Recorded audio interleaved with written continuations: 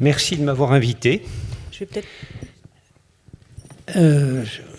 Je me présente, Francis Allais, je suis botaniste à Montpellier et ma spécialité, c'est les arbres des régions tropicales. Je vous propose ce matin une réflexion dont le titre est « Les arbres en ville et la responsabilité de nos élus ». Je n'avais pas réalisé à quel point j'étais exactement dans l'axe de cette réunion. La vie, voyez-vous, nous réserve d'étranges convergences. Mon quotidien à moi, en tant que botaniste tropicaliste, travaillant dans les tropiques, c'est une tentative pratiquement désespérée pour protéger les dernières forêts tropicales, ce qu'on appelle les forêts intactes ou les forêts primaires. Les protéger de la destruction par les multinationales du commerce des bois, qui sont des boîtes très puissantes et très discrètes. Entre la botanique et la déforestation industrielle et commerciale, il y a une interface qui est souvent pathétique. Quelque chose de tout récent. Le mois dernier, j'étais au Gabon en compagnie de Luc Jacquet, qui est un cinéaste, je pense, très connu. C'est lui qui a fait La Marche de l'Empereur et L'Enfant et le Renard. Et nous étions au Gabon pour travailler à un film, un témoignage sur les dernières forêts tropicales intactes ou primaires. Et c'était terrible, parce qu'en même temps que nous étions en train de travailler un film en hommage à ces forêts, toutes les 10 minutes environ, nous étions perturbés par le rugissement des tronçonneuses et par le fracas effrayant des grands arbres qui tombaient. Voilà, ça c'est mon quotidien. Et la convergence, je trouve, est étrange avec ce qui se passe dans nos villes d'Europe. Trop souvent, je ne connais pas la situation à Reims, disons que ce que je vais présenter, ça s'applique extrêmement bien dans le Midi, Montpellier, Nîmes, Marseille, etc.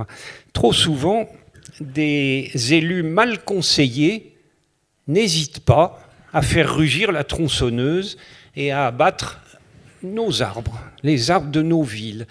Ils ne les considèrent pas comme des êtres vivants, ils les considèrent comme du mobilier urbain. C'est une expression que j'ai souvent recueillie dans la bouche de beaucoup d'élus dans le Midi.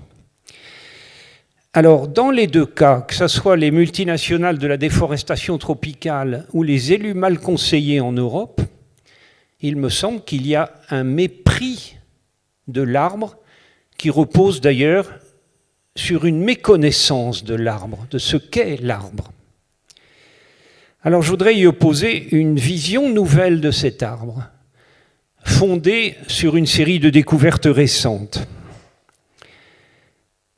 Vous voyez, l'arbre qu'on a maintenant en tête, ce n'est pas du tout celui de mes grands-parents. Ça n'a plus rien à voir.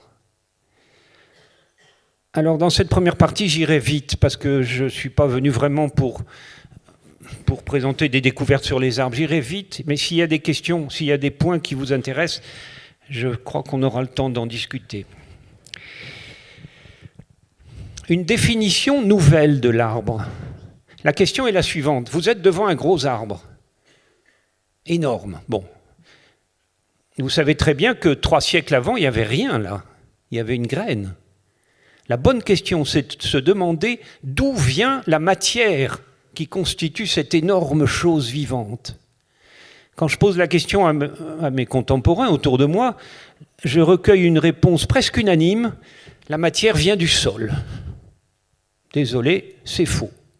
La matière ne vient pas du sol, elle vient de l'air, et il est légitime de considérer cet arbre comme un amas de polluants atmosphériques, provisoirement bloqués, et donc plus dangereux pour nous.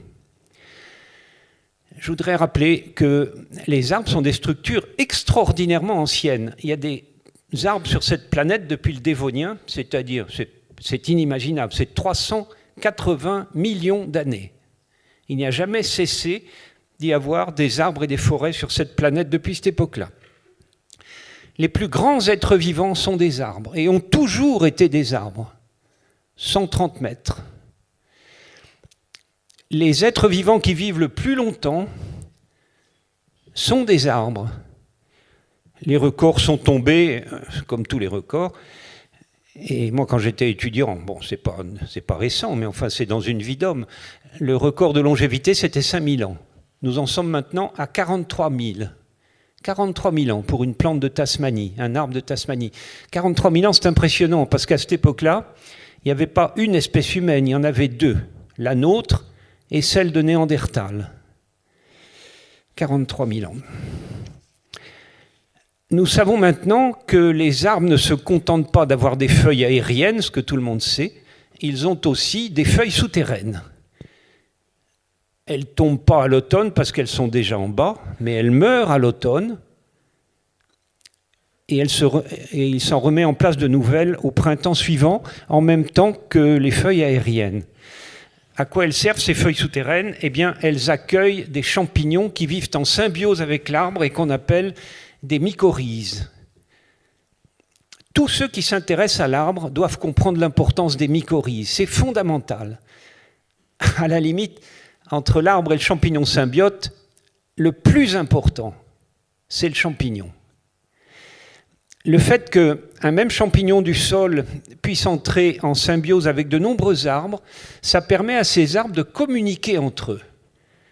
Ce n'est pas la seule manière, mais cette communication souterraine, nous en découvrons de plus en plus l'importance. Et c'est des communications vitales qui peuvent sauver la vie d'un arbre. D'ailleurs, si vous essayez de faire pousser une graine, de faire germer une graine d'arbre dans un sol stérilisé, sans champignons, ça ne marchera pas. La graine va germer, vous obtiendrez un petit arbre malingre qui ne poussera jamais. Un point qui m'intéresse personnellement et qui, je crois, pourrait intéresser l'école ici, c'est qu'il y a une architecture des arbres. Il ne faut pas croire que... Bon, évidemment, si vous êtes devant un très très vieil arbre, on a l'impression d'une distribution totalement aléatoire. Ça a d'ailleurs été pris par des mathématiciens comme le symbole même de l'aléatoire. Bon, c'est faux, il faut laisser tomber cette histoire-là. Les arbres ont une architecture. 22 programmes de développement. 22, pourquoi 22, je ne sais pas. Ça aurait pu être 72, mais c'est 22. Le défi maintenant, ça serait de trouver un arbre qui ne rentre dans aucun de ces 22 programmes de développement. Quelques précisions sur ces programmes, qu'on appelle aussi des modèles architecturaux. Ils sont extrêmement faciles à modéliser, c'est-à-dire à traduire en algorithme et à injecter dans un ordinateur capable de dessiner des images. Toujours dans le domaine de l'architecture, il y a une donnée qui me paraît importante. La plupart des arbres ne sont pas des individus. Nous sommes des individus, pas les arbres. Ça veut dire quoi? Un individu, ça veut dire indivisible. C'est clair que si vous me coupez en deux parties égales, c'est fini pour moi. Pareil pour vous d'ailleurs. Pareil pour n'importe quel animal mobile. Vous le coupez en deux parties égales, c'est terminé. Les arbres, c'est pas ça. Vous coupez un arbre en deux, ça fait deux arbres. Si vous me donnez un sécateur et du temps, à partir d'un arbre, je peux vous en faire des millions, tous vivants. C'est divisible. Par conséquent, les arbres ne sont pas des individus. Mais alors c'est quoi? Eh bien, ce sont des colonies d'éléments. Je ne vais pas rentrer dans trop de détails, mais un bon analogue, ça serait le récif de corail. L'élément, c'est un tout petit polype de quelques millimètres, mais le récif, ça fait des structures géantes qui sont capables, sous leur poids, d'enfoncer les îles où elles poussent. C'est d'ailleurs à ce caractère coloniaire ou colonial, je ne sais pas, que les arbres doivent leur très grande longévité. Alors là, il ne faut pas généraliser, il y a des arbres qui vivent peu de temps, mais je vous rappelle qu'il y en a un au moins qui détient provisoirement le record de longévité avec 43 000 ans. Vous savez que notre biologie actuelle a acquis la capacité d'analyser le génome, le séquençage des nucléotides de l'ADN, c'est-à-dire des petites parties de molécules qui rentrent dans la constitution de l'acide nucléique en double hélice. Eh bien, nous savons maintenant, ça a été une grande surprise, que dans la colonie que représente l'arbre, les différents éléments n'ont pas nécessairement le même génome. On a donc des colonies de génomes.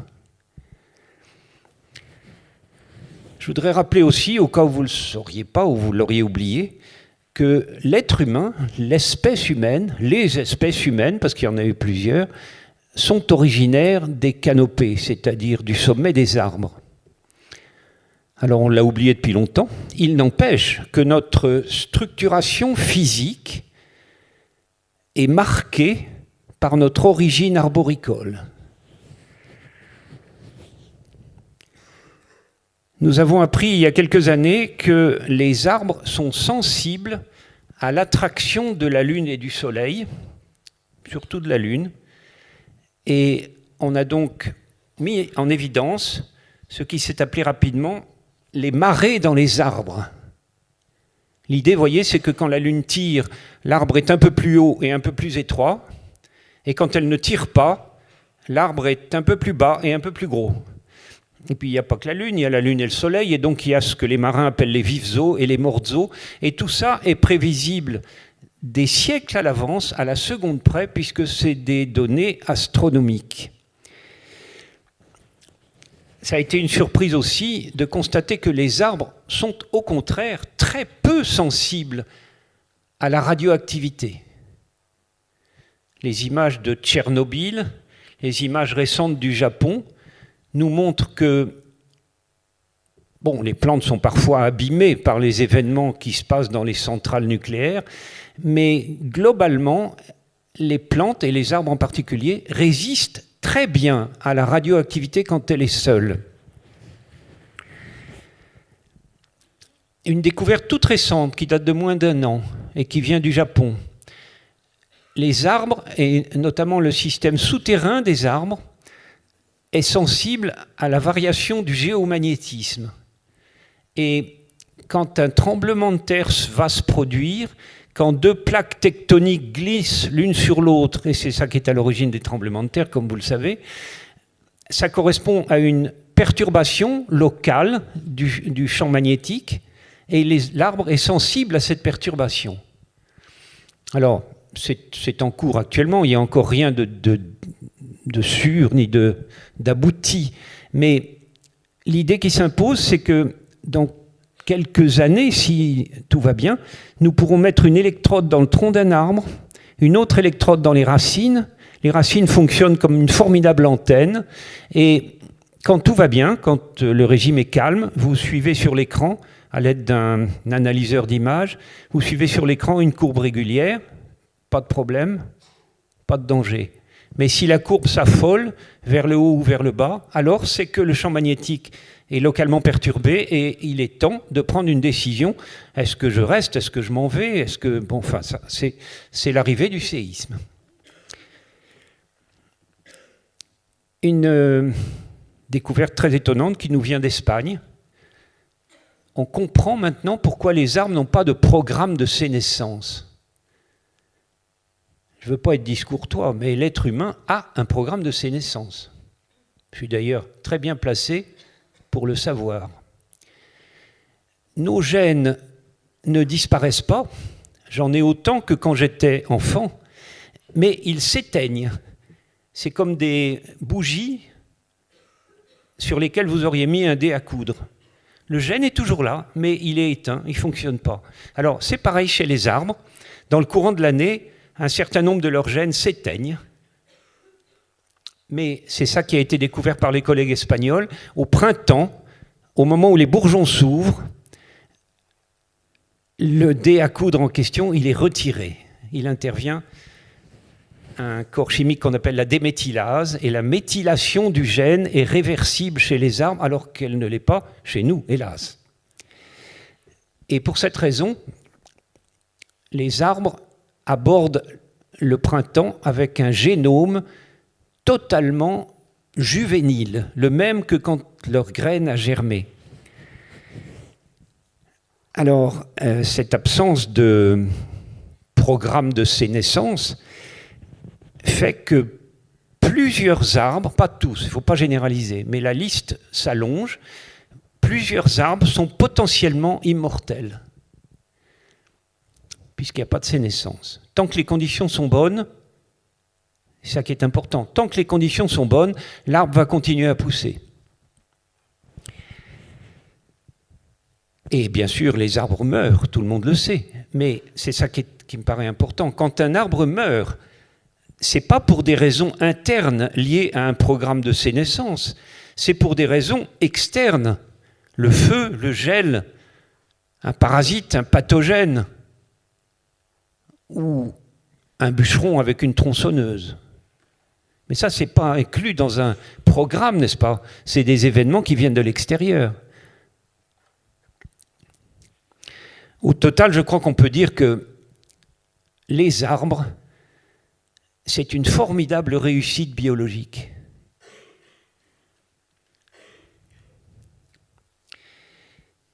J'en viens à la responsabilité de nos élus dans la gestion des arbres en ville. Enfin, quand je dis les élus, c'est les élus et tous ceux qui travaillent autour d'eux, c'est-à-dire les promoteurs immobiliers, les chefs de chantier, même les conducteurs d'engins, etc., etc., etc. Bon. Évidemment, leur problème, et je le comprends très très bien, c'est d'éviter les chutes. C'est clair que si un grand arbre tombe sur une cour d'école ou tombe sur une grande rue de la ville très passante, c'est quelque chose d'épouvantable. D'accord. D'ailleurs, je crois qu'il est très important de refuser totalement toute trace d'intégrisme dans ce domaine-là. Si un arbre est dangereux, il faut le couper le plus vite possible. D'accord, mais pourquoi est-il dangereux? C'est là que ça devient intéressant. Supposez qu'avant toute plantation, on s'assure que le futur arbre, quand il sera devenu grand, pas comme il est maintenant, mais quand il sera devenu grand, si on s'assure qu'il aura toute sa place aérienne et souterraine, du coup, vous comprenez qu'il n'y a plus besoin de le tailler, et du coup, je prétends qu'il n'est plus dangereux. En fait, c'est nous qui le rendons dangereux. C'est les mauvaises pratiques de taille dans le milieu urbain. Ça vaut le coup, si vous passez à Paris, d'aller au Jardin des Plantes. Il y a là le platane de Buffon. Ce naturaliste l'a amené en 1785, un peu avant la Révolution. Ce platane n'a jamais été taillé, ni du bois vivant, ni du bois mort. Eh bien, de cet arbre se dégage une formidable impression de robustesse. Cet arbre-là ne va jamais tuer qui que ce soit. Il est d'une force incroyable. Si nous voulons que nos arbres ne soient pas dangereux, il ne faut pas les tailler. Il faut tailler le bois mort, d'accord. Le bois mort, ça c'est dangereux, mais c'est tout. Toute taille d'un tissu vivant, c'est une porte d'entrée pour les parasites et les pathogènes. Écoutez cette erreur judiciaire caractérisée. Encore une fois, je ne parle pas de Reims, que je ne connais pas. Je parle de Montpellier, que je connais bien. Vous voyez un type sur un engin de travaux, je ne sais pas quoi, une pelle mécanique, je ne sais pas quoi. Il enclenche la marche arrière. Je ne veux pas dire du mal de ces gens-là, mais souvent, ils ne s'emmerdent pas avec le frein. Ils savent qu'il y a un arbre derrière, donc l'arbre va les arrêter. Il les arrête, en effet. En effet, ça marche. Seulement, l'arbre, après, il a une plaie blanche, blanchâtre, suintante, et si vous avez la curiosité d'y mettre le doigt, c'est sucré. C'est du jus sucré. C'est la sève, en fait. C'est la sève produite par l'arbre. Eh bien, ce n'est pas étonnant que quelques semaines après, il y ait là-dedans des champignons et des bactéries. Et ça va envahir toute la structure de l'arbre à partir de la blessure. Qu'est-ce qui va se passer? 2 ans après, quelqu'un va dire « mais cet arbre, il est en très mauvais état, il va nous tomber dessus. C'est le moment de l'abattre. On l'abat. Et on va mettre à la place un petit buisson qui ne fera jamais de mal à personne. C'est une erreur judiciaire caractérisée. Je vous fais remarquer que le coupable, il court toujours. Et quant au condamné, il n'a jamais eu la parole. Je crois qu'il est important aussi de refuser ce qu'on appelle les gros sujets. Je connais trop de municipalités, encore une fois dans le Midi, qui se disent on va faire comme si on avait des armes depuis très très longtemps. Alors ils achètent, avec le fric des contribuables, des très gros sujets, et ça donne l'impression que, voilà, que ces arbres sont là depuis 100 ans. Ça, avec les arbres, il ne faut pas jouer à ça. Les arbres, c'est l'inverse de la frime. Il ne faut pas donner l'impression d'avoir fait ceci ou cela. Ça ne marchera pas. Si on veut des grands arbres, il faut les planter petits et avoir le courage d'attendre. Et c'est ça qui fait des arbres solides. Les gros sujets, ils ne tiennent pas debout. Ils ne tiennent pas debout parce qu'ils ont été élevés en conteneurs et que leur système racinaire n'a jamais eu la place de se développer. Un bel exemple d'incompétence. Beaucoup de municipalités, alors là je l'entends de la France entière, beaucoup de municipalités nous disent on va couper cet énorme arbre, mais rassurez-vous, on va en planter 10 jeunes de la même espèce. Je suis presque sûr que vous l'avez entendu ici aussi. Eh bien, c'est une triple arnaque. C'est une triple arnaque. C'est une arnaque sociale et d'abord patrimoniale. Parce qu'un vieil arbre, c'est un patrimoine. C'est toute notre jeunesse, c'est toutes les générations qui ont vécu là-dessous. C'est un patrimoine précieux. C'est un marqueur dans la ville. Bref, c'est quelque chose à quoi il ne faut pas toucher. J'entends très souvent dire aux municipalités « place aux jeunes ». C'est sympathique dans le domaine humain, mais dans le domaine des arbres, c'est une absurdité complète. Parce que la deuxième arnaque, elle est financière. Le grand arbre ne coûtait rien à personne, il n'y avait pas du tout besoin de s'en occuper. Peut-être couper le bois mort quand il y en avait, c'est tout, mais c'est franchement pas coûteux. Tandis que les jeunes arbres, il va falloir les acheter, il va falloir faire des fosses, les remplir de bonne terre, mettre du BRF ou du compost, mettre un système d'irrigation, de nutrition hydrique, d'irrigation. Il va falloir mettre des poteaux pour qui ne tombent pas. Tout ça coûte cher, multiplié par 10. Mais la pire arnaque, je crois, elle est écologique. Ça serait complètement naïf de croire que les 10 jeunes arbres vont remplacer l'ancien en ce qui concerne les fonctions essentielles de l'arbre en ville, qui est de purifier l'atmosphère. En fait, ces 10 jeunes arbres, en espérant qu'ils vont vivre tous, ils n'arriveront à remplacer le vieil arbre coupé que dans une génération humaine. Il faut compter une trentaine ou une quarantaine d'années. Parce qu'un arbre, vous voyez, c'est une question de surface. Quand les 10 jeunes auront atteint collectivement la surface du vieux, alors on pourra dire qu'ils ont le même effet bénéfique sur notre atmosphère. Eh bien, ça fait une génération de jeunes urbains qui va vivre dans une atmosphère surchauffée, dépourvue d'ions négatifs. Je vais vous raconter dans un instant de quoi il est question. Bref, c'est des conditions qui sont, comment dire, pas du tout propices à la contemplation. C'est dangereux. Il faut montrer à nos élus, mais je ne veux pas les mettre tous dans le même sac, j'en connais qui sont d'excellents spécialistes des arbres, passionnés d'arbres, ça existe aussi. Mais il faut montrer à nos responsables, à nos élus, que les arbres sont nos alliés. Ils rafraîchissent la ville. Ce n'est pas seulement leur ombre en été. C'est beau, ça va beaucoup plus loin que ça. Un arbre, comme je crois tout le monde le sait, c'est comme une mèche qui évapore l'eau dans l'atmosphère. Et le mécanisme physique de l'évaporation, c'est un mécanisme qui consomme énormément de chaleur. L'évaporation est un phénomène rafraîchissant. En deuxième, je mettrais bien l'épuration de l'air. Le dioxyde de carbone, CO2, le gaz carbonique comme on l'appelle, l'arbre le traite d'une manière qui nous est extrêmement propice parce qu'il garde le C, il garde l'atome de carbone, c'est là-dessus qu'il fonde sa croissance, et il nous restitue l'O2. L'O2, c'est l'oxygène, c'est exactement ce dont nous avons besoin pour respirer. D'ailleurs, on ne peut qu'admirer cette complémentarité étonnante entre l'arbre et nous, enfin entre l'arbre et les animaux dont nous faisons partie.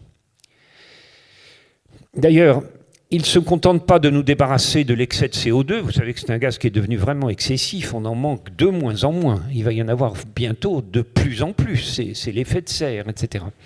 Il nous débarrasse également des métaux lourds et de quantités de gaz qui sont liées à la combustion des carburants fossiles. J'ajoute que les arbres font d'excellents brise-vents. Ils font des rideaux anti-bruit. Ça, c'est bien connu.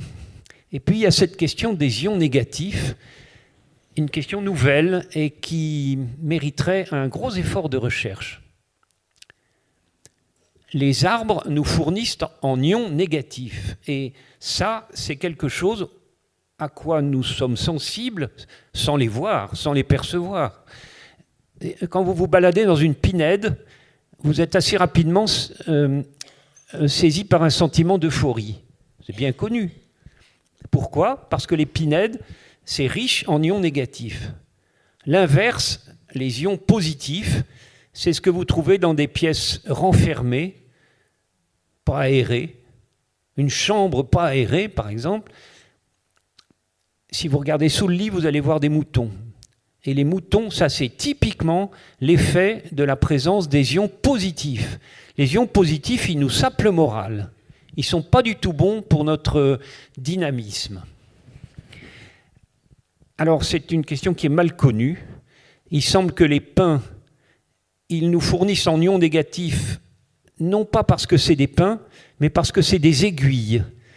Les physiciens me disent que ce qui est important là-dedans, c'est une pointe dans l'atmosphère. À partir de cette pointe, se dispersent des ions négatifs qui sont ceux dont nous avons besoin.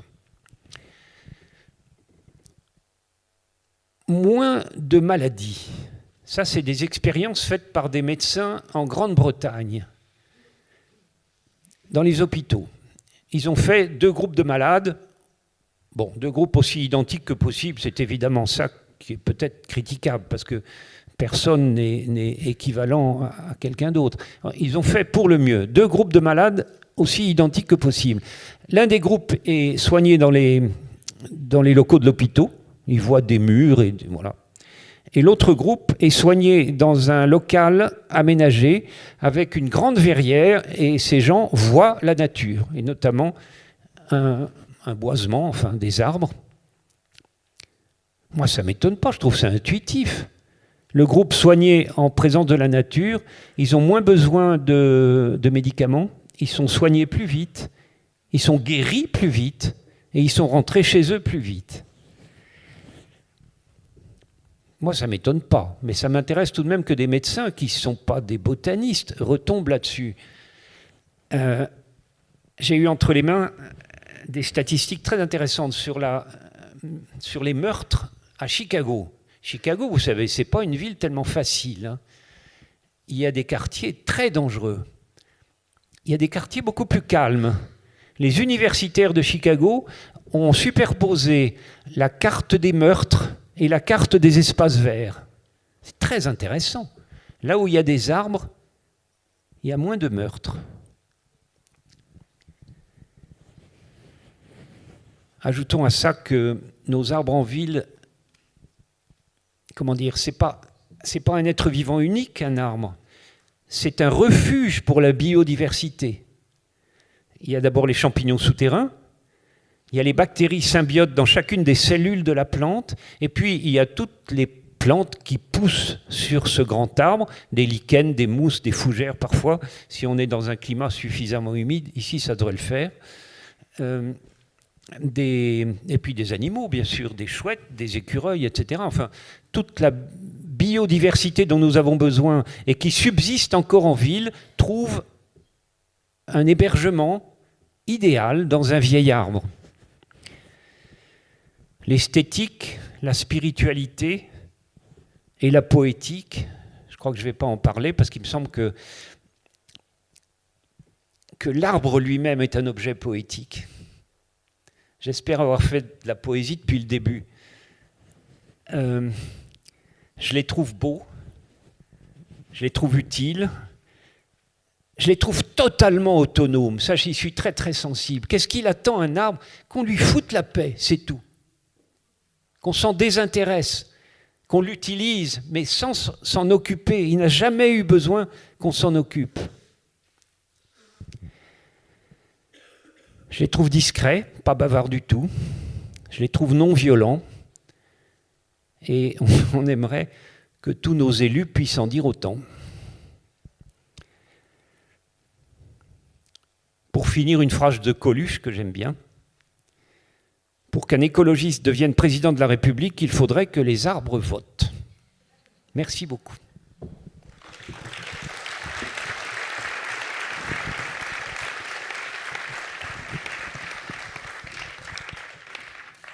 Merci Francis Allais. Bon, c'est super, on a plein de temps pour échanger avec la salle et approfondir les points.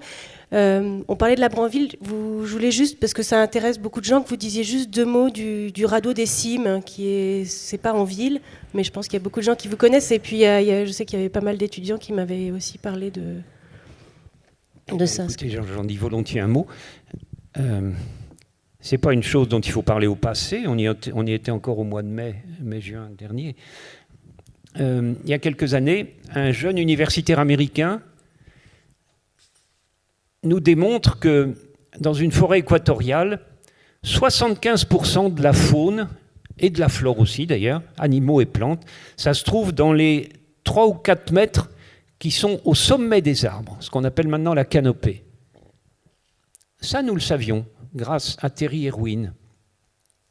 Il devenait donc impératif, essentiel de monter, travailler là-haut. Parce qu'il ne faut pas s'imaginer qu'en coupant les arbres, les insectes qui sont là-haut vont rester. Non, bien sûr. Si on veut les voir et les décrire, il faut monter. Alors pour travailler là-haut, il y a 2 solutions. Soit vous montez d'en bas, soit vous descendez d'au-dessus. Je ne vois pas de 3e solution. Les techniques d'ascension, il en existe beaucoup. Il y a des dispositifs de spéléologie avec des cordes et ça marche bien. Seulement, c'est assez dangereux, il faut être un athlète, etc. Il y a les grues qui montent. Aux États-Unis, ils utilisent des grues, mais la grue, il faut faire monter la grue elle-même et puis ensuite le fléau. Et bon, c'est un très gros travail. Et encore une fois, c'est immobile, c'est fixe une grue. Alors nous, avec un petit groupe d'amis et de collègues, nous avons préféré développer une technique qui nous permet d'arriver d'au-dessus, avec un dirigeable et une espèce de plateau qui nous permet de travailler. Et on le déplace à mesure qu'on a fini en un point. On ne va pas loin, hein. Il suffit de bouger de 100 mètres et tout est différent. C'est d'une variabilité énorme. C'est ce qu'on appelle le radeau. Voilà, c'est mon boulot. Merci beaucoup. Je ne sais pas s'il y a déjà beaucoup de questions. Juste 2-3 mots. Vous vous adressez beaucoup donc, aux élus et au personnel qui travaille avec les arbres au quotidien. Nous, on est un peu, la plupart donc, sont des étudiants en design, une autre approche du végétal. Quel conseil vous leur donneriez? Parce que vous dites laissez-le tranquille, alors c'est bien, mais comment est-ce qu'on peut l'appréhender? Est-ce qu'il faut s'en inspirer? Est-ce qu'il faut l'intégrer, le laisser pousser?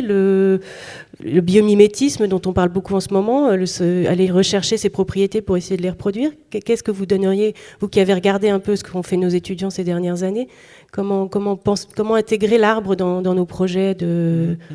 Je vois très bien la question, d'autant plus que j'interviens de plus en plus souvent dans des écoles d'architecture ou du paysage, et donc c'est une question qui m'est souvent posée. Je dirais qu'il faut commencer par le regarder, pas y toucher, le regarder, et le regarder de façon dynamique, c'est-à-dire le regarder pousser, année après année. Il n'y a pas besoin d'attendre si longtemps. Dans les arbres qui poussent ici, vous pouvez très facilement trouver tous les stades de la croissance, depuis la graine qui germe jusqu'à l'arbre devenu sénescent et sur le point de disparaître. Et donc c'est facile de comparer tout ça, et je crois que c'est la première chose à faire, c'est de les regarder avec, si possible, un œil neuf, totalement dépourvu de tout fondement de théorie botanique. Moi, je passe mon temps à essayer de me débarrasser de ce qu'on m'a appris, le réel étant beaucoup plus intéressant. Voilà, c'est ça mon conseil. Regardons les plantes. Je vois qu'il y a un effort ici à Reims pour que les plantes rejoignent le travail du design. Mais ça ne va pas de soi, il faut les connaître, il faut donc les avoir regardées. Oui. S'il y a un micro dans la salle, c'est sûr.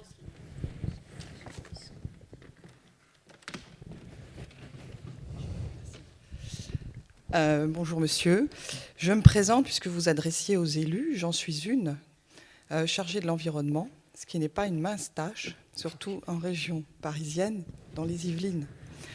J'ai la chance d'habiter dans une ville où effectivement il y a une histoire d'une vieille forêt qui a servi, qui a vu galoper Henri IV notamment, donc avec des vieux chênes fortement enracinés.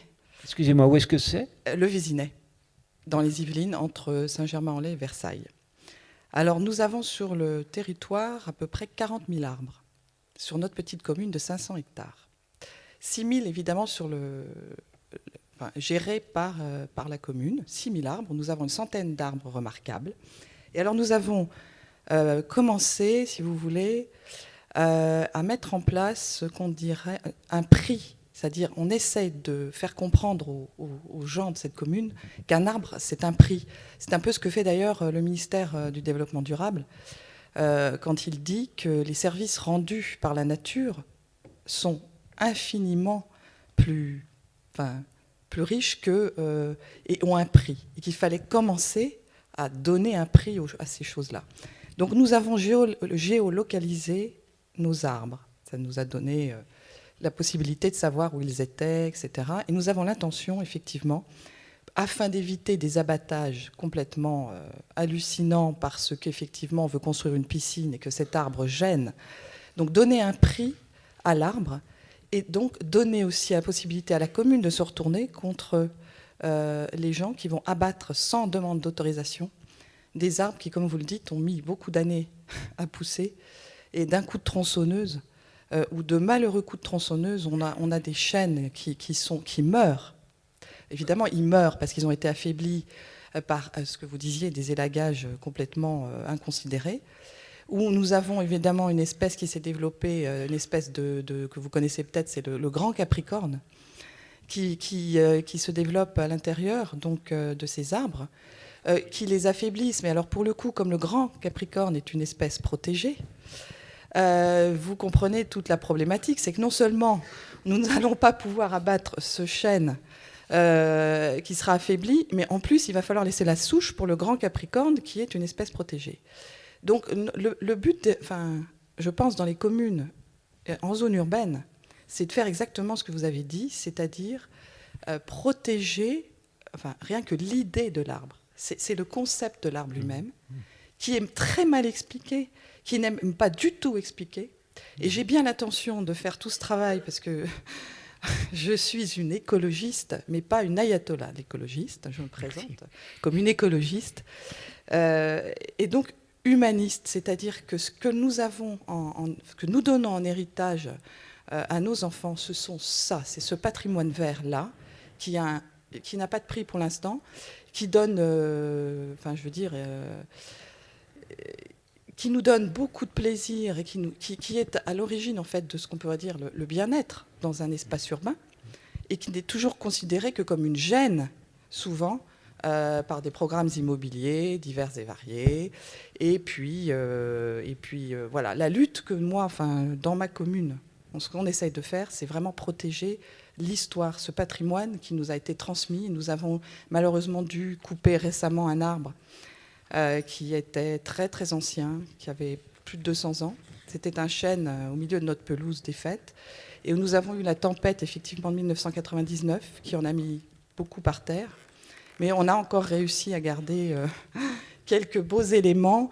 Et j'aimerais avoir le plaisir de vous y rencontrer et de vous faire visiter notre commune un de ces jours, si vous passez par le Vésinet. Et je vous remercie beaucoup pour votre intervention. Mais madame, il me semble que nous sommes totalement d'accord. Super. D'autres réactions? Je vois pas bien la salle.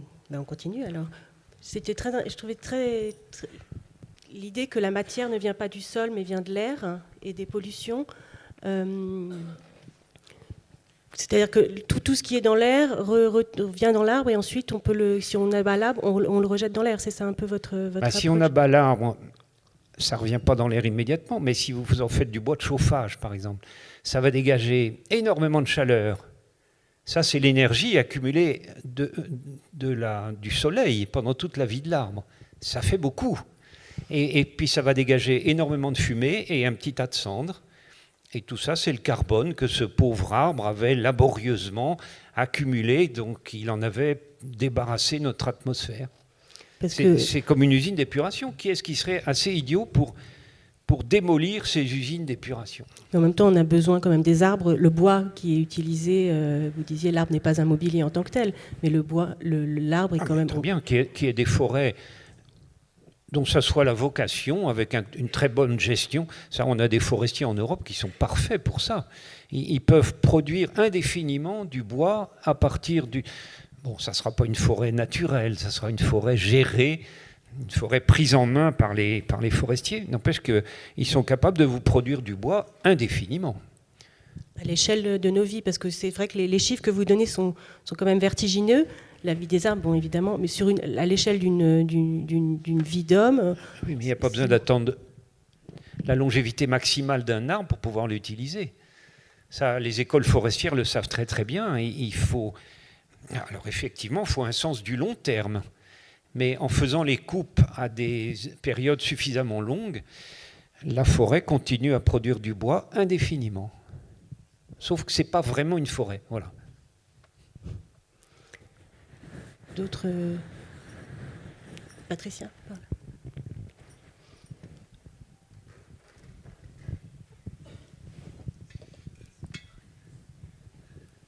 Bonjour. Je voulais vous poser une question concernant l'arbre urbain.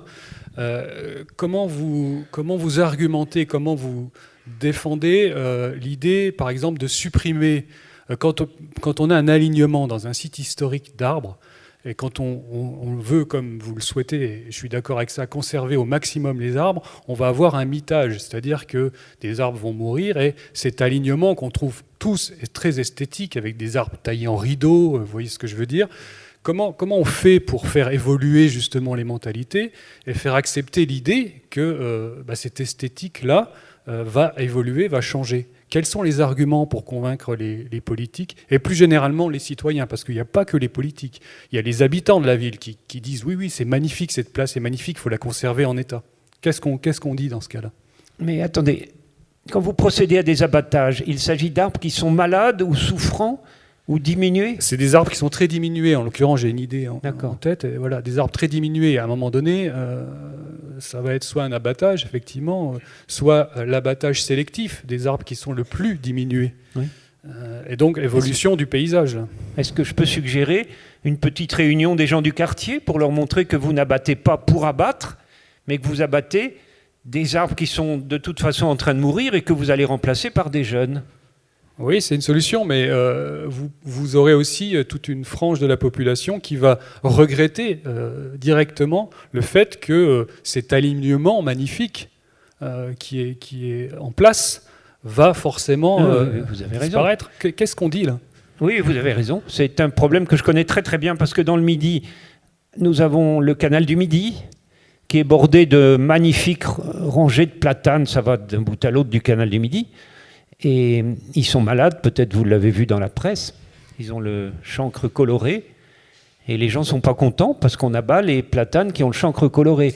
Et c'est vrai que ça va rompre l'harmonie de ces belles enfilades de platanes. Je crois qu'il n'y a pas d'autre solution. Si on ne les abat pas, alors ils vont tous mourir.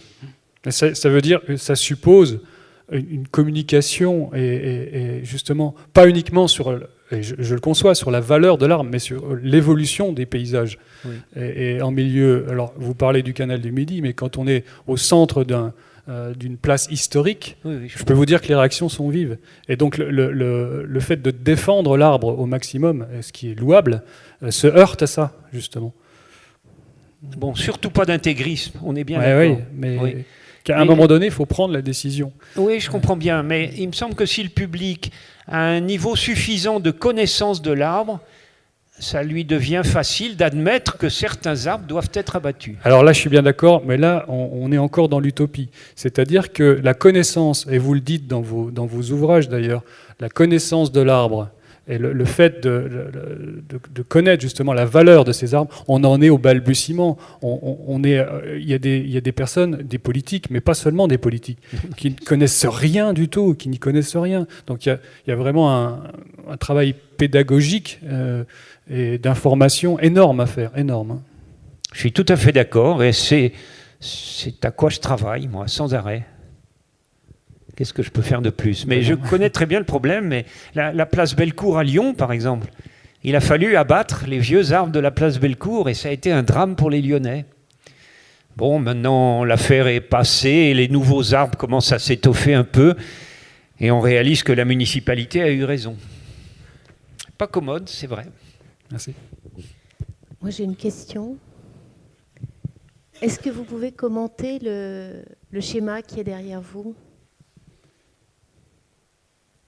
Ça nous emmène très très loin de Reims. Hein. Ça vous gêne pas? Pas du tout, non. C'est un figuier. Sur l'image de gauche, le figuier germe. Enfin, sa graine a été amenée dans les fientes d'un oiseau. Ces graines de figues, si elles sont au sol, elles ne peuvent pas germer, il y a trop d'ombre. On est en forêt équatoriale. Hein. Donc au sol, ça n'a pas d'avenir. Elles peuvent germer uniquement dans la fourche bien éclairée d'un très grand arbre. Alors le figuier germe, et la première chose qu'il fait, c'est d'envoyer une racine vers le sol. Et à partir du moment où la racine est au sol, il est alimenté normalement en eau. Et il se met à pousser très très vite. Il envoie d'autres racines, et ces racines de figuier, dès qu'elles se croisent, elles se soudent. Donc en quelques années, ça va très très vite, 3-4 ans, pas plus, l'arbre support est entouré d'une espèce de réseau rigide. Alors, un arbre que vous entourez d'un réseau rigide, il meurt. Un arbre, s'il ne peut pas pousser en diamètre, il meurt. Tout le monde sait bien que si on met un cercle de tonneau autour du tronc et qu'on le visse bien, l'arbre ne peut plus pousser en diamètre, il meurt. Bon, donc là, l'arbre meurt.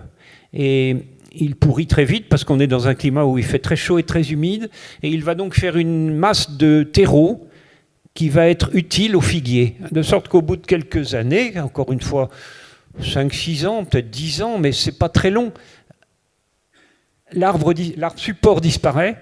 Et à la place, il y a un figuier qui est parfois beaucoup plus grand que l'arbre d'origine. C'est les figuiers étrangleurs. Il y en a eu un qui a... Il y a quelques années, il y a une série de ficus, de figuiers comme ça, qui ont poussé sur le toit de la cathédrale de Singapour, qui ont détruit le toit. Vous savez, c'est capable de détruire un monument historique, les figuiers. Et il s'est avéré que c'était une espèce nouvelle, et on l'a appelé Ficus episcopalis, le figuier de l'évêque. Moi, j'ai une question aussi. Quand vous êtes sur le haut de la canopée, vous nous parliez hier soir un petit peu de tout ce qu'on y voit, etc. Est-ce que vous pourriez nous dire déjà ce que vous y faites au niveau scientifique, les prélèvements, enfin, je ne sais pas, et puis ce que vous voyez, faites-nous rêver un peu avec ce que vous voyez tout en haut de la canopée, Francis Allais, s'il vous plaît. Eh bien, j'aurais peut-être dû amener des documents pour illustrer ça. Enfin, je ne sais pas, je vais essayer. Il faut vous dire qu'un sous-bois équatorial, ce n'est pas du tout désagréable, ni dangereux, mais c'est austère, ça sent la feuille morte. On voit très peu d'animaux, et ceux qu'on voit, ils sont immobiles et plutôt de la couleur du fond, enfin ils ne sont pas très beaux, quoi. Et il y a très peu de fleurs, ça frappe tout le monde, très très peu de fleurs dans le sous-bois. Où sont les fleurs? Elles sont là-haut. 50 mètres plus haut. Tout ce qu'on voit en matière de fleurs, c'est des fragments de fleurs tombés du haut. Bon, alors avec les travaux de Terry Irwin, on a eu la nécessité absolue d'aller travailler là-haut. Et avec cette espèce de bateau qui nous a été construit par Gilles Ebersold, qui est quelqu'un qui est intervenu ici, si j'ai bien compris, il y a 3-4 ans. Il y a 3-4 ans, un architecte de Paris. Il nous a construit cette espèce de bateau qui nous permet de naviguer en haut et de passer la nuit. Alors ça, c'est vrai que ça change complètement la vision que nous avions de la forêt. J'en suis maintenant tout à fait profondément convaincu. Le vrai visage de la forêt, c'est pas le sous-bois dans lequel je me balade depuis des dizaines d'années, c'est la canopée. C'est ça le vrai visage de la forêt. Quand on dort là-haut, quand on envisage d'aller dormir là-haut, on choisit un soir où il fait beau, on ne va pas choisir un soir orageux. Donc vous avez la Voie lactée au-dessus de vous. Et puis en dessous, en regardant au travers du filet, vous avez les lucioles. Des milliers de lucioles qui sont dans le sous-bois et qui volent en clignotant. À l'heure où le soleil tombe un peu, les parfums des fleurs, parce que alors vous êtes entouré de montagnes de fleurs, chaque cime est en fait couverte de fleurs, et au moment où le soleil tombe, les parfums sont exacerbés. Ça n'a pas échappé d'ailleurs aux parfumeurs qui nous accompagnent. Mais le plus beau de tout, c'est le concert. Toute la faune se met à chanter au moment où le jour tombe. Alors c'est des quantités d'insectes, mais c'est surtout des quantités de batraciens. Pas des grenouilles, mais des rainettes arboricoles, petites, très mobiles. Il y en a des millions, et ça fait un concert étonnant. Ajoutez à ça les oiseaux de nuit et des cris étranges. Moi, je ne suis pas zoologiste, donc je n'arrive pas à les identifier, mais des cris étranges d'animaux qui sont par là, et des primates, des écureuils volants, etc. Ça fait des nuits absolument inoubliables. Quand on dort trop bien, on s'en veut. Parce que c'est beaucoup mieux de veiller pour profiter de chaque minute de ces choses-là. C'est quelque chose... J'aimerais que mes contemporains... Voilà, si j'avais la chance d'emmener sur ce radeau des responsables politiques, des gens de qui dépendent l'économie de ces régions-là, je crois qu'ils n'oseraient plus faire abattre un seul arbre. Et vous ne leur avez pas proposé? Parce qu'il y a beaucoup de monde qui participe à cette mission. Je leur ai proposé, mais ils n'ont pas le temps. Et ce sont surtout des scientifiques d'ailleurs qui participent à ces missions. Vous parliez d'un parfumeur, est-ce qu'il y a d'autres comme ça, des quantités de scientifiques. On a jusqu'à 60 scientifiques de disciplines d'ailleurs extraordinairement différentes. Il y a des virologues de l'Institut Pasteur, il y a des gens qui sont spécialistes de la composition chimique de l'atmosphère, des gens qui s'occupent de communication entre les arbres par voie atmosphérique. Il y a évidemment des zoologistes et des botanistes, mais il y a je crois que j'ai compté 25 corps de métiers différents. Il y a des biomécaniciens, des gens qui s'occupent de résistance des matériaux, etc., etc. Ça intéresse beaucoup de monde. Il y a une liste d'attente? Il y a une liste d'attente? Il y a des listes d'attente à chaque fois, oui. Oui, c'est vrai. Oui, bon, je vous ai déjà salué. J'étais à m'étonner. Nous étions dans le cadre poétique du végétal en milieu urbain, et un petit peu étonné d'observer que nous rencontrions la question de la monnaie. Alors, ça me paraissait tout à fait intéressant d'un point de vue recherche. Après avoir énoncé quelques talents de l'arbre, comme vous l'avez joliment fait, effectivement, il y a cette dimension donc d'esthétique aussi dans votre discours. En venir au talent, au sens ancien, la monnaie.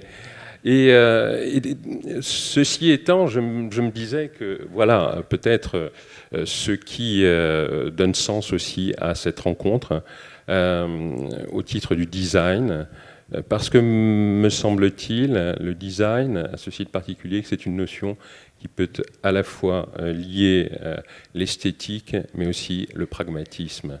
Et je crois qu'effectivement, donc, en termes de recherche, pour autant qu'une recherche puisse avoir une effectivité, je pense que situer la recherche relativement au végétal dans la perspective du design, je crois que c'est une perspective qui sera ou qui peut être effective.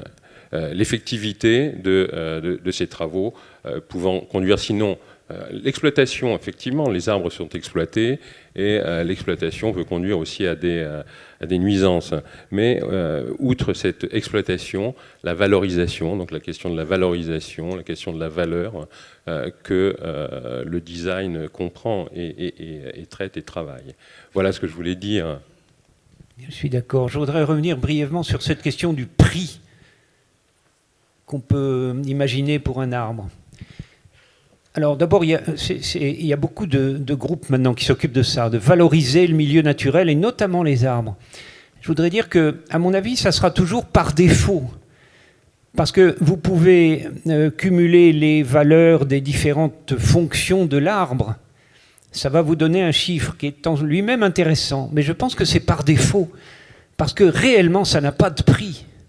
C'est beaucoup plus précieux que ce que va donner ce calcul-là. Alors, le calcul est utile, mais je crois qu'il ne faut pas perdre de vue que ça n'a vraiment pas de prix. C'est beaucoup plus précieux. Permettre, si vous voulez, à une commune de se retourner contre une personne qui vient d'abattre un chêne remarquable ou un arbre de haute tige sans autorisation, et donc justement de lui faire payer un prix. C'est-à-dire que, voilà, on est obligé. C'est trop tard, certes, mais je comprends. Disons, c'est un arsenal qui va peut-être nous permettre de faire prendre conscience que y a des choses qui n'ont peut-être pas de prix commerçant, enfin marchand, mais ça n'empêche pas d'en donner, mais qui ont un service, voilà. Oui.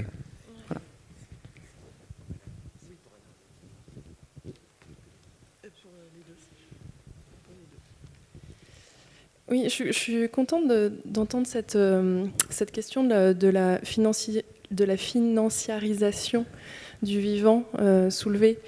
Parce que justement, j'avais une remarque à faire par rapport à ça.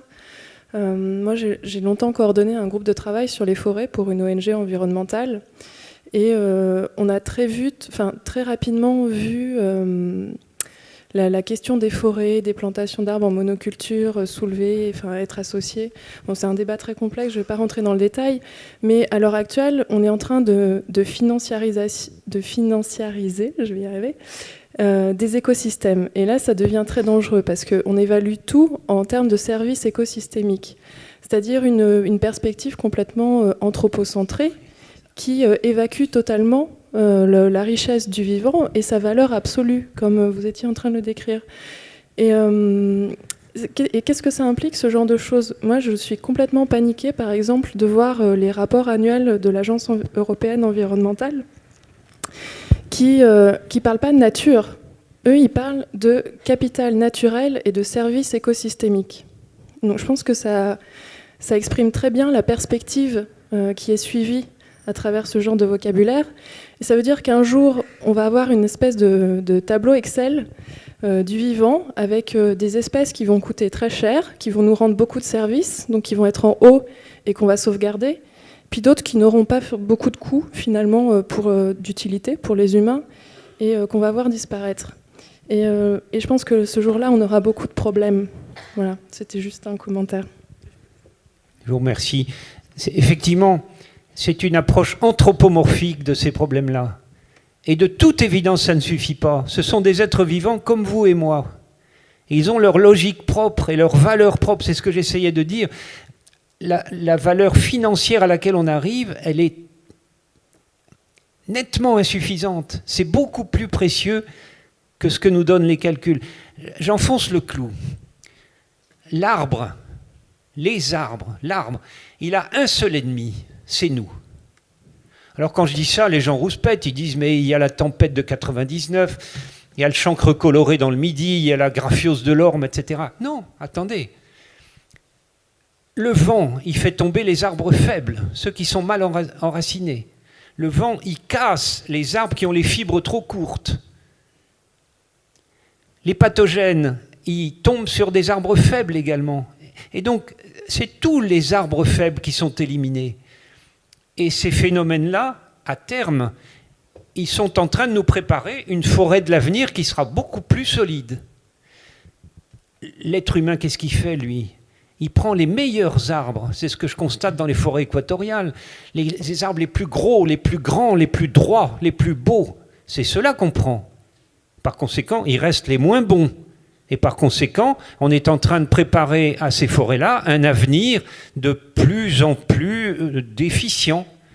Je prétends, je pense que c'est raisonnable de dire que l'arbre a un seul ennemi, c'est nous.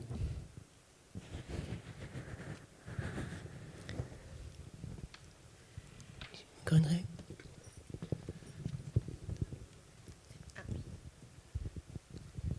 Oui, je voulais juste revenir un peu sur une phrase dont vous avez parlé tout à l'heure en disant qu'un arbre c'était une surface. Oui. Et vous pouviez développer un petit peu entre cette différence que vous avez développée dans vos livres entre les arbres qui sont des surfaces et les animaux qui sont des volumes.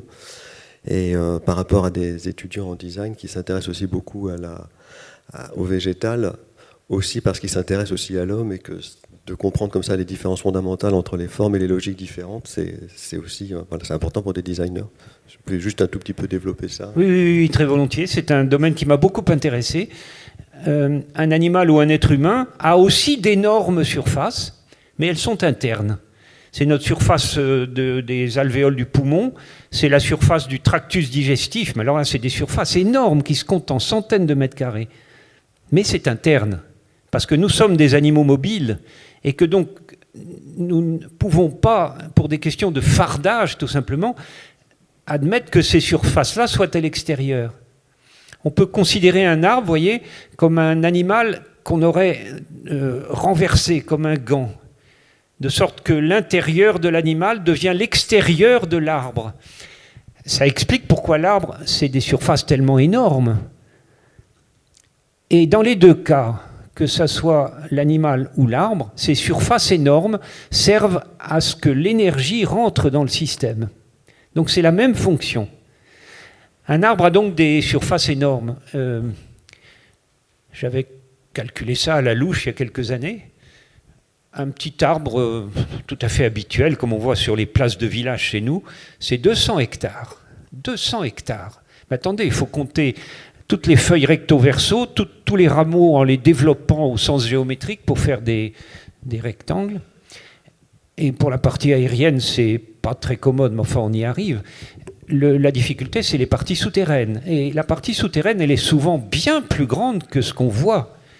Et là, la mesure de la surface, c'est pas une mesure, c'est une estimation à la louche, ça devient difficile, et puis ça devient des chiffres énormes, parce qu'il y a les poils absorbants. Et tous les poils absorbants, ça multiplie terriblement les surfaces. Donc 200 hectares pour un petit arbre. Là aussi, je me suis demandé où je pourrais trouver un équivalent pour que ça parle un peu aux gens. Et je suis tombé sur la principauté de Monaco, qui a 200 hectares. Et moi, ça fait partie des choses qui m'amusent, vous voyez, qu'un petit arbre, ça puisse couvrir toute la principauté, avec la famille régnante. Sans compter tous les êtres vivants qui l'abritent. Bien sûr. Oui. Il y avait une question là, je crois. Oui, bonjour. Donc je travaille à Reims Métropole et à ce titre, je voulais réagir par rapport à votre intervention, notamment sur les réserves que j'ai pu ressentir par rapport aux personnes qui accompagnent les élus dans les prises de décision par rapport au végétal. Donc, ce que en tout cas, je peux témoigner que de plus en plus, les collectivités font appel à des compétences, soit en interne, soit en externe. C'est-à-dire que donc engagent du personnel qui est compétent dans le milieu des espaces verts ou dans le paysage, et qu'à ce titre, du coup, le conseil prend de la valeur. Et aussi les collectivités font appel à des bureaux d'études aussi extérieurs. Donc ça, c'était un premier point. Les élus sont de plus en plus sensibilisés, en tout cas par l'expérience que j'ai pu avoir et ce que j'ai pu constater. Par rapport aux arbres, En fait, ce que je voulais dire aussi, c'est qu'il existe des réglementations, notamment sur les chantiers. Par exemple, tout à l'heure, vous abordiez la petite anecdote du monsieur qui reculait dans un arbre comme conducteur de chantier ou conducteur d'engin. Il y a des réglementations qui existent. Il y a aussi des précautions que les services prennent pour encadrer les entreprises. Au niveau réglementaire, il existe aussi des protections par rapport aux arbres, notamment dans le plan local d'urbanisme. On peut protéger des arbres pour ne pas les abattre lorsqu'on considère qu'ils sont des arbres intéressants ou des sujets remarquables. Je voulais aussi préciser qu'il y a des initiatives au sein en fait, des services dans les collectivités pour donner une impulsion par rapport aux espaces verts, c'est-à-dire avoir des techniques d'entretien particulières, mais aussi quand on fait un projet d'aménagement, de réfléchir justement pour utiliser des espèces qui sont adaptées de façon à ne pas avoir justement soit trop de taille, soit un entretien précis, de laisser en fait au végétal la liberté de grandir comme il doit. Et alors ce que je voulais aussi dire, c'est qu'il y a vraiment un vrai travail par rapport aux mentalités, notamment mentalité au niveau de la population, parce que si l'arbre, ou en tout cas le végétal, on a beaucoup les arbres ont beaucoup d'aspects positifs, c'est-à-dire qu'il y a l'esthétique, il y a la fraîcheur, il y a l'aspect de nature, il y a aussi toutes les nuisances liées à la végétation, notamment les feuilles qui tombent. Il y a pas mal aussi d'habitants pour qui c'est une contrainte. Les oiseaux dans les arbres avec les déjections, c'est aussi une contrainte. Et du coup, au niveau des collectivités, on a justement à mener en gros la chèvre et le chou par rapport à ça. Voilà. Donc tout va bien? En tout cas, ça évolue. C'est ce que je peux dire. Oui, bien sûr, ça évolue, je suis d'accord. Il y a de plus en plus de sensibilité dans ce domaine-là, mais simplement, on est très loin du but. Vous parliez d'utiliser des espèces bien adaptées. Moi, je ne sais pas, mais quand je me suis installé à Montpellier il y a 40 ans, le maire a mis une centaine de grands dattiers qui venaient de Tunisie, je crois, mais des arbres qui avaient une quinzaine de mètres de haut. Ils sont tous morts. Mais enfin, on ne déplace pas des grands dattiers comme ça. C'est strictement impossible. Eût-il demandé son avis même à un étudiant de première année en écologie, il aurait dit non, faites pas ça. Moi, je continue à penser qu'on agit un peu trop légèrement avec notre fric. Voilà.